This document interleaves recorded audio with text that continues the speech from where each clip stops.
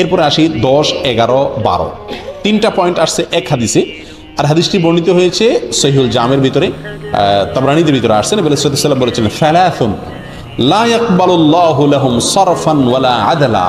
তিন হতভাগা ব্যক্তি আছেন যাদের কোনো ফরজ নফল কোনো আমল আল্লাহ সুবহানাহু ওয়া তাআলা, নফল বা ফরজ কোনো আমল আল্লাহ তাআলা গ্রহণ করবেন না। কারা তারা? নাম্বার 1, আকুন, মা বাবার অবাধ্য সন্তান, মা বাবাকে কষ্ট দেয়, মা বাবার ন্যায্য দাবিকে মানে না, মা বাবার ন্যায়সঙ্গত নির্দেশকে ফলো করে না।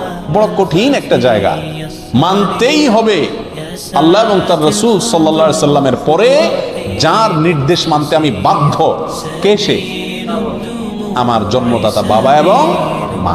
যতক্ষণ সাধ্যে কুলায় মানতে হবে, শুনতে হবে। 11 নম্বর হলো মান্নান। মান্নান কে? মান্নান হলো ওই ব্যক্তি যে ব্যক্তি দান করে খোটা দেয়, দান করে খোটা দেয়।